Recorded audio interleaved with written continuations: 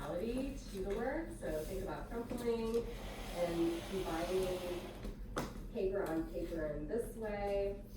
I'm also going to think about what would be the surface of my work. You don't have to work with something that's completely everlasting. You can work with something like cardboard, which is meant to be recycled, similar to Anne Ryan's work. And it allows for a commentary on the things that are accessible to you. I love experimenting with the medium and not just using it as it is, but also this kind color of is really pretty. seeing what can happen if you like rip through the surface and find another surface underneath. And so you can sort of play with that as material. My favorite way of making collage is with photo paper directly composed on top of each other, or I might use some Hansen paper.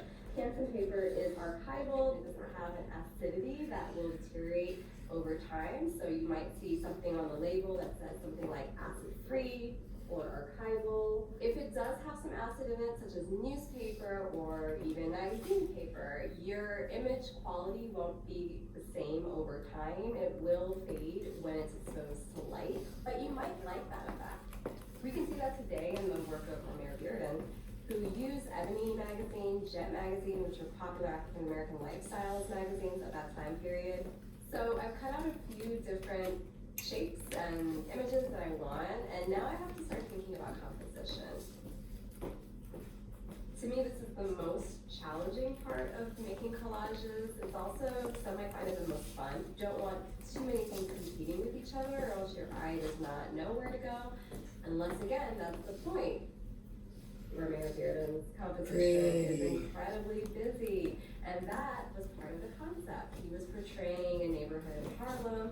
I live in Harlem modern day. I know how chaotic and beautiful that scenery is, and so he was bringing life to that through his choice of imagery and most importantly his choice of composition. If you look at Hannah Hough's work, very different composition, singular figure with the Indian dancer piece, and that figure has a lot of ornamentation around it, drawing your eye up and down the figure's face. There's a lot of positive and negative space here, but there isn't the chaos of a lot of elements. So I have a few different pieces of paper that I know I want to use. I'm interested in creating a very flat, shallow background, similar to how Hannah Hough makes her work, but I'm also interested in the landscape, so thinking about Bearden in that way. And I'm just gonna stick to two colors for now. I've cut out some of my figures, and in my mind, I already know that I want them to be in conversation with each other. I want them to demonstrate that the landscape is This is called one Tomatoe. distant distance. And so I'll do that by laying out these different figures as if they are almost looks like they're in different perspectives from each other because of their size. And so that's a little trick that I'm using here. Like all the images that I picked, they're all pointing towards the ground. So compositionally, it's gonna make your eye more